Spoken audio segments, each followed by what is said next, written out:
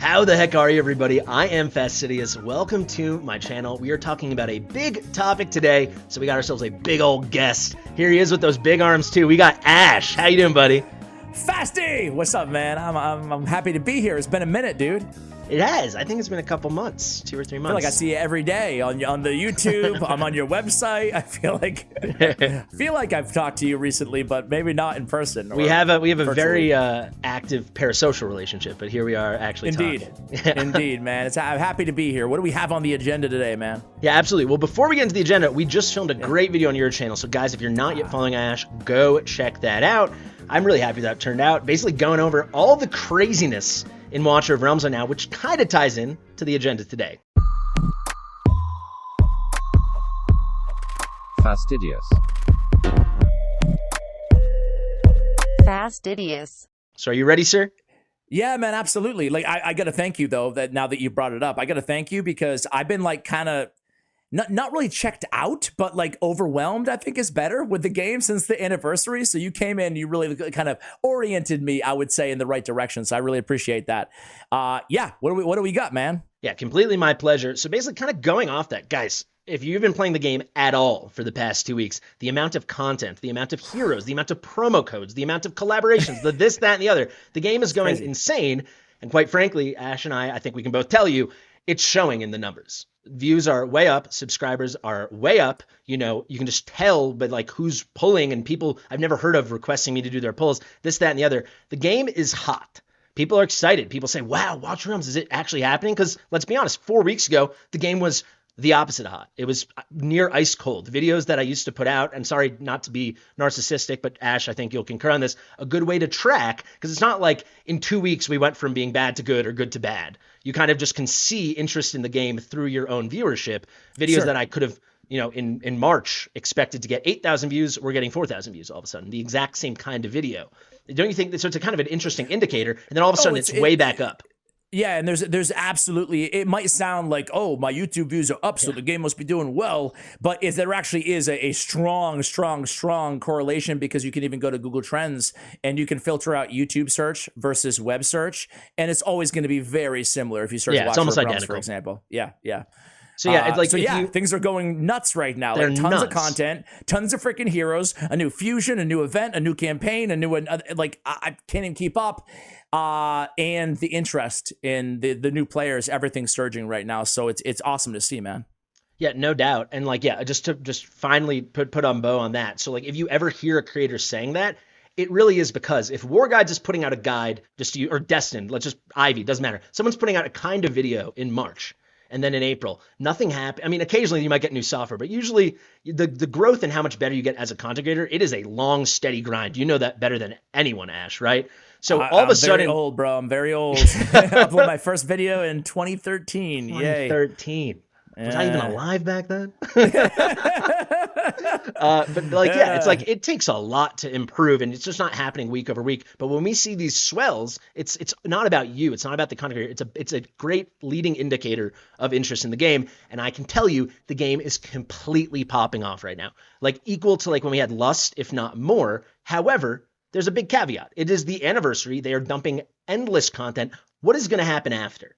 Is this real? Is this sticky? I was thinking, Ash, you were literally, we've talked about this before we were filming, you're the perfect person for this because you've seen, as I would imagine, countless games succeed, countless games fail, countless moments of maybe mirage where you think a game's going to blow up and it doesn't. I would love just your general opinion, maybe relating it to, you know, some of the old games you played or just in general. Do we think this is like a blip on the radar? Do we think this is momentum that can be captured? Is this lightning in a bottle and we can take Watch Realms to the next level? Or is this just like with Lust? Like Lust was crazy and I was like, holy crap, I'm gonna be rich, you know? And then next thing we know, it's like, no, it's just a slow, steady, we'll see. We had a bunch of plateaus, a bunch of dips. I love the honesty. Yeah. So maybe pause before you get that mansion, you know? Like, no, we'll settle for a townhouse in Utah, thank you. I saw you in the Lambo. You're like, I made it. Listen, man, The game's doing well. First of all, it made it a year, right? A lot of these games don't even make it a year. It's had a good community from the start, right? Like the first creator that I started looking at was Mabucket, right? But then since then, if you look at all the creators are listed on the, Creator of the Year award or whatever it is in the game, you can see they have a vibrant ecosystem of content creators. And then beyond that, the community at large is obviously like really passionate about the game, very engaged about the game. I feel like, 90% of my viewers know more than I do about the game, which is weird that I'm making content, but it is what it is. But very helpful, I think, is the point, right? Like everybody's like chipping in and giving their advice and giving their take, and it's nice. It feels nice.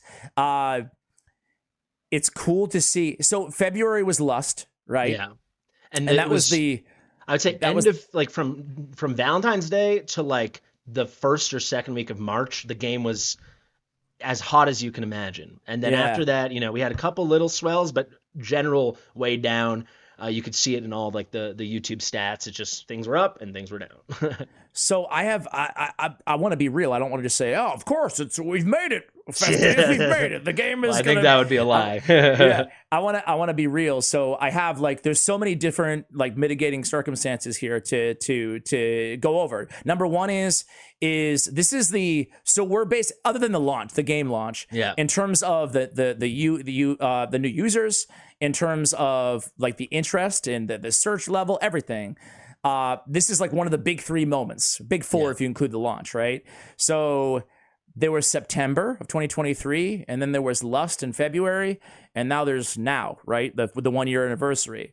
I know in September, and I know right now, there were big marketing pushes for Watcher of Realms.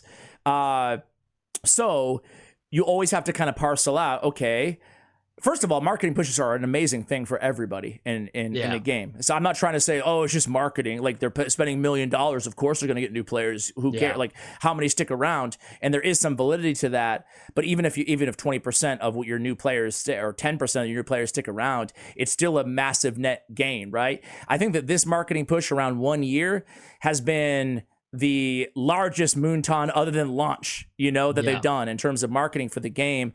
You see a lot of ads out there after a long spell of nothing. So I think that a lot of the interest, sure, all the content is the catalyst, but also they need to get them in, right, to attract them. And those are these big marketing campaigns that they have going on right now. How many players stick around, right, after that is the question. And I have a lot of other, opinions here, but let me turn it on you because you're in it in the day to day. Does it seem like this level of, I guess, buzz and passion and growth, is that seeping through? It sounds like it might be to what you're experiencing on your streams and your content. Yeah. Yeah, it's a great question. And also just rewind 1 second. This is why I wanted specifically you. There's a lot of creators I could bring on, but I wanted you because if people don't know, you run a big company focused on influencers and marketing, and you have this larger, more zoomed out view of things. You can separate, like you're not stuck all the time in the nitty gritty of the game. You can zoom out and have that perspective. And you can just imagine, right? There's a board meeting at Moonton. They've got a PowerPoint slide, and it's not just the marketing. It's not just the content. They're like, this is the 3-pronged approach. Like there's a big thing, right? And clearly we're seeing that happening. The question is, like you said, can it be sticky? Can it stay? So to answer your question, am I experiencing it? I mean, without a doubt, like engagement comments, like I do, it's hard now. And you've warned me about this months and months ago. You're like, you're going to get to a point where you can't read every comment. That point arrived, Ash. But I still, congratulations, man. I still try. I still you were try. Such a little grasshopper. You're like, Ash, I'm going to read every comment forever. So shut up. I'm like, talk to me in a few years. Maybe when I have 100,000. No, not true. It's very hard, but I do try to. I love the viewers. I like the community. I like actually knowing what people think that aren't me. A lot of those opinions are a lot better. And I know a lot of names, guys. Believe it or not, I probably know at least 1,000 of your usernames on YouTube because I've been seeing them for a year straight, right? Some of you, I know your first name too because you've been hanging out in the community. Discord in the link to Discord in the description, obviously. Fastidious, biggest community in Watcher of Realms. Got to get that in there. It's not a shocker, man. It's not a shocker. You've really. Your dedication, really. I mean, your content as well, but you're on it all the time, which is unbelievable. It's testament to Appreciate that. Obviously your diligence as a person, but also your commitment to the game itself, and the I really community. appreciate that. Yeah. No, of course, man. To take it Yeah. away from me, though, I see new Yeah. names every day. I'm seeing new names I've Yeah. never seen before. That is something I was not seeing weeks ago. So you can see that it's happening. I will also say when I'm on Twitch and I go, who am I going to raid? Like, is Zucani alive? Is Cyberkill alive? The people I normally raid. I can see all these new Other people streaming, Wow. and I can see a lot of them hashtag sponsored, which is what I've wanted to see forever. I've been saying this. I've been ranting to my content creator friends. I've been ranting to viewers on stream. Why is it just me and War Guides? Or why is it just me and Zucania on Twitch? What is going on? Why am I not seeing that they're throwing $100 or $200 at all these random people just to try the game out? A couple of them are going to stick. We've got a great new creator. Shout out to Fart Pancakes. She was sponsored 3 months ago, and now I had her on a stream the other day. She's making content almost every day. Stuff like this. Ivy League Gaming, the queen of Watcher Realms, Ivy League Gaming. It was a sponsorship, and she stuck around. I think even you That's might how have started. I started. Yeah. Well, yeah, man. I mean, like that's how I started covering Raid. That's how I started covering Watcher of Realms through a sponsorship. And because you don't have time to play every game that comes out, but when you have to play a game, you're like, oh. And then I saw that there's a bunch of creators. Like Ivy was the only one that I knew at the time, but I was like, oh, Ivy plays this every day, and then it becomes more viable, and the rest is history. Absolutely. So that is an amazing thing I like to see. The question is, because we've talked about this, I think on camera, certainly off camera, Moonton should have always been putting this much money into marketing, if not more, and they weren't really. The question is, was this just, all right, again, they're on their PowerPoint and they have the, remember guys, June is coming up, July is coming up, that's our big moment, and let's see. Or do they have the finances and the drive and the vision to continue this the way a Raid Shadow Legends does, the way a Genshin Impact does, that leads to real success, more than 1 year success, more than, hey, that's another gacha game that people play success. Yeah, I got to be careful here because we work with all the we work with all of these clients. But I think I can say this. I think first of all, I'm not clear. You might know more info than I do, but number one is I don't know about like the whole sale of Moonton, right? I don't know how that will impact the future of Watcher of Realms, right? It could be absolutely nothing, or it could be huge. You just don't know. I would venture a guess that a sale of Moonton would be a good thing for Watcher of Realms. I think so too. Nothing against Moonton at all, by the way, like about any of the individuals or any of their decisions or anything. That I think that it would come with a lot more marketing budget. Well, it would be them, it would be ByteDance, right? Like, yeah, like we would still have Moonton. What? Like it would be nothing against ByteDance, right? Because we're gonna still have Moonton. Moonton will still be the developers. Well, I guess what I'm trying to say is, my understanding is, and maybe I have is that Moonton was potentially selling Watcher of Realms to another publisher or developer. I think Yeah. ByteDance basically has a portfolio that's in their giant umbrella of all the things they control. They have a gaming portfolio, and they're trying to move that entire thing.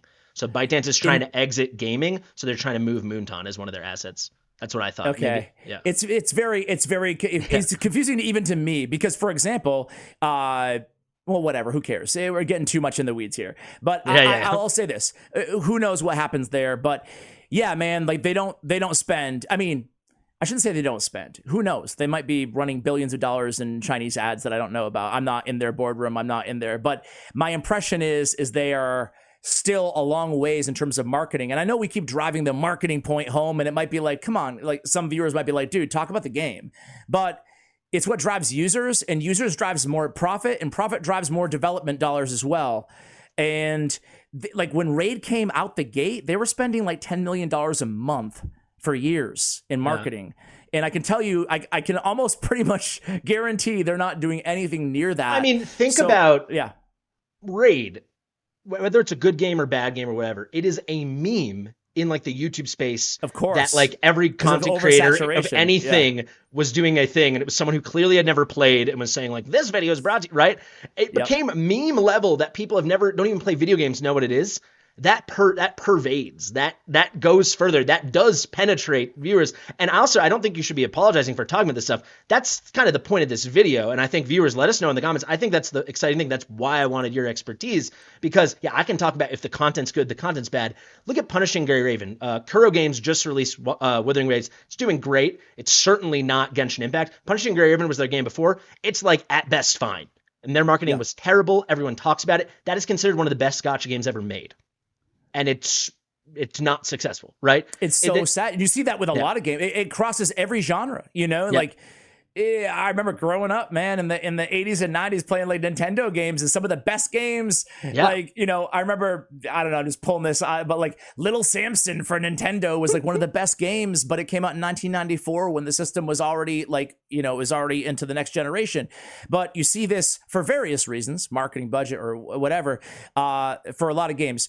I think that Watcher Realms, at least they're spending, at least they're active, like, but it strikes me that it's weird. It's like a chicken or the egg situation because a lot of these developers, they have obviously a lot of games in development, a lot of games, Plarium has like 15 mobile games, like you don't think about it, but they do. And I think that if a game starts making money, starts getting more users, they'll invest a lot more money in marketing. So I think the growth begets growth in terms of the marketing perspective. So I really think this is it's a great indicator, man. Like, going back to the, full circle, a big spike, 1 year anniversary with tons of new content, and people seem to be generally satisfied with the game. It's not a bad thing at all, no matter how you look at it, right? Yeah. Do they stick around? Is going to be like the ultimate question. What happens after the 1 year, right? Is like the content just update cycle kind of just have they released a roadmap? I feel like if Moonton was smart right now, they would come out with like as best they could of a 1 year roadmap, or at least I think that's a great point. That way they're like, there's more breadcrumbs for people to look forward to. It's not like, here's what we worked all year for, dump it on you, and then ghost. Not that they're going to do that, I just had an interview, me and Ivy, and like my portion of the interview, we both had Q&As. Hers was like what's coming with the anniversary. Mine was what's coming in the future. And they outlined a roadmap into like Q1 2025. That's cool. And like being on my channel, it was fun. But like, yeah, like a graphic, an infographic, a real thing. Like Raid was great at those. I love those. Yeah. So something like that, I think would be huge. It's dangerous because if you don't, because Raid was also notorious. That's true. They were notorious following through. So it is dangerous because update it is difficult. But even in a macro sense, here we're working on a massive real-time guild versus guild or something. Like, who knows? But like it just dropping, I don't know. So I guess my question to you is so yeah, I think that the game is doing well. I think it will. I would put a big money on it, other than a sale or something crazy that would survive another year, just fine, Your channel, I would say very quickly, that's one thing, whether we're at this point or we're worse or we're better in a year, I would be very surprised if it goes the way of, I won't name games, but like where it's going to die in the next 2 months. That would really surprise me at this point. The question is, does it keep going up? Does it does it So how predatory do they get, monetarily wise? Like how predatory? Right now, I have a very high tolerance because I come from Raid, right? So, but that being said, it strikes me that they have a pretty decent balance. Like sure, they do some crazy things, the gear sales and stuff like that. Like, but it's not crazy things that are unheard of in this genre. Like, the craziest thing I think they do, and I made a whole video on this too. I actually bought it, so like I'm a hypocrite, whatever. But the fact that they sell the legendaries, like flat out, like I think that's kind of weird and dangerous. I wouldn't do that, even though I bought it, But like, so people like I think I had like. It's not going to sound that low, but I think I made a video kind of whining and ranting about the fact that it's okay. I didn't like it when they were selling legendaries, but now they were selling chaotic exclusive card. So like these are all ancient exclusive heroes. Now you can buy a card. Now we know that like a Arbiter exclusive card's coming. To me, I made a video and it won't sound like low, but my likes were like 91%, which is super low. Oh, that's why. So you were against it or for it? Very against it, and a lot of people were very against me, and I do think I could have articulated better. The gist of it is, though, guys, there's a fine line to monetization and what should be exclusive, what should be buyable, what should be gated, what shouldn't. That's what I was touching on. Maybe I could have done it more tactfully. I will say, though, a lot of times it's not just me whining, because whether you believe me or not, I sincerely do not care about my account more than it's an account I play and that's fun. Like it's a vehicle for content and a way to engage with you guys and a way to stay good at the game. but I'm not like in love with my account. I enjoy it. It's fun to have my heroes, but Two I'm not huge upset misnomers. Yeah, Sorry, but like two huge misnomers I feel like people have about creators. And like, again, I've been doing this for like 11 years. I don't care, man, I have thick skin or whatever, but like, I think I'm a straight shooter. I just tell it how it is. And what people think about creators, one thing is they think that like, oh, because it's going to affect your account or your champions or your heroes or and it's like, no, dude, like I look at content first and community first and all that stuff and YouTube and all that. And then the account is just a vehicle for me to do this awesome thing that I have the luxury to do. But I don't care frankly, I don't even care if my heroes get nerfed or whatever, man. Like, it's just like, it's not what it's about for me. But the other thing too is, and I lose my freaking train of thought, but, well, while you think of that, I can pick it up. Oh, you got it? You got it? Well, I got it. It was like, oh, of course you're saying that because you don't want the developer, it's going to affect your wallet or whatever the hell. And it's like, dude, and I know you're the same way, man. I know you're the same way, but it's like, man, I always give my honest opinion. Like, not once has any developer been like, hey, we're cutting you off, because you said X, Y, or Z or whatever. Like, it's not like that, in reality, but I can see how people think it is, Yeah.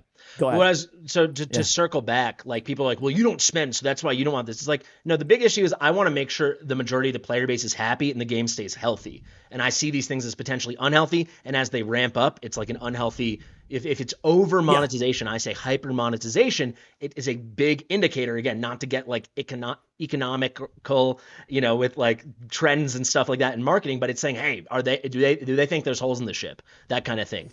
I don't want to take too much more of your time. We both said we were going to do 10 or 15-minute videos. Yours was like 30 minutes. We just hit 20 minutes. I want to wrap up with this. If you want to use Raid or you want to use another game or anything, in your like almost 11 years of experience, right, kind of in this space, do you see, like, what are the moments you see as like these pivotal moments? I mean, we described the 3 big moments of the game's life so far in this first year, but what do you see that would be like strictly positive? What do you see would be like strictly negative, like a really big warning flag? Like, thinking about Raid, because people act like Raid has always been dominating. I started playing Raid pretty early. You started playing Raid earlier. It was not like that. So is there anything that sticks in your mind with those kind of games that is like, wow, that's a huge win, or wow, that's really concerning? Well, I always feel like, just at a high level, I feel like in terms of the wins, in terms of a good thing, when it's engagement, man. Like, if people are active in their Discord, and the official Discord, I think the Facebook is their biggest medium or whatever, which I hate, but whatever. But people are active on whatever platforms are communicative, right? So if the developer's communicating, and if people are mad or happy or anything, I think it's generally a good thing, right? Even if, like, as long as they're not mad for too long or it's egregious, or, but generally speaking, when people are talking, whether they're mad or happy or whatever, or engaging, it's because they're passionate, to play a game. Like, you, especially in Watcher, but me in other games, and us and your viewers too, like, we're playing these games on mobile or on PC, and then we're going and actually watching videos about these games. We are in the very small percentage of hardcore, For sure. The 5%. So it's really, if you have a vibrant community in the 5%, you know that you have another strong 95% outside of that. But when a game really has to worry is when there's not people complaining. There's not people, happy. There's no one talking at all. There's no one there. When the chatter starts going down, and obviously I say when there's nobody, but when you start to notice it dissipating day after week after week after week, then you're going to be in trouble. So, like, I don't know if that's a good answer or not, but it's something that I've always laughed when people are like, dead game is dying, but it's like, but yet you're sitting here watching it or playing it or whatever, or following the social media or whatever they're talking, But so I look at the community, recognizing that community, that hardcore community, only represents a small minority. But when you start to lose the hardcores, start to lose everybody. So activity is so huge. And then I look at, we talked about it half the video, but I look at marketing, right? If the developer stops marketing their game, if you don't see any ads or anything anywhere, like, then it's worry time, because that correlates with development dollars as well. It's not just marketing.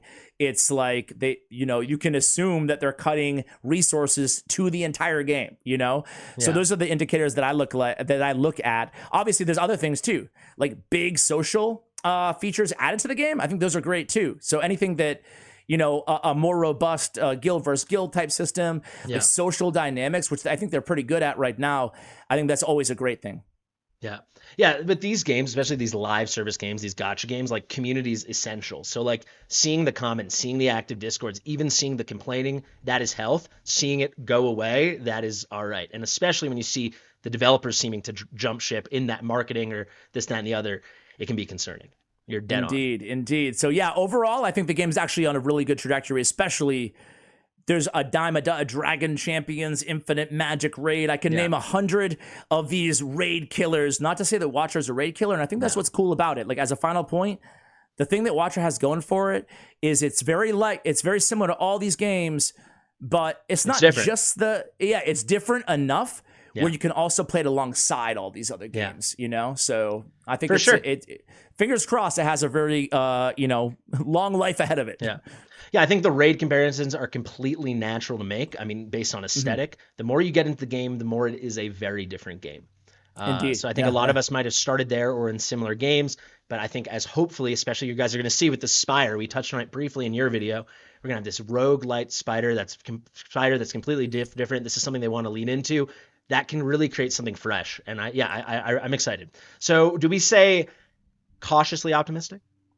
I would say cautiously optimistic, man. Okay. We made it a year and a whole year has passed and things are arguably better than ever. Like there couldn't be in a better situation. If you take out game. So we'll August and September, which is unbeaten because it was the hot brand new or I guess July and August, when a Mobic video was just, it was the biggest thing that, right. Just take that out. Since you joined the game, I think this is probably the peak right now and that's fun. Absolutely. Yeah. So we'll see where it goes. Maybe we'll do another follow-up in a year and see what happened. Well, let's do a follow-up in a year and we'll see if the game still exists. Book it. All right. Thank you so much, Ash.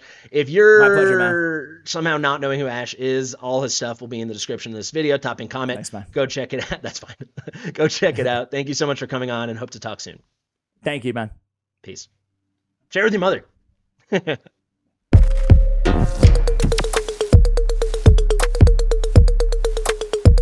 Fastidious.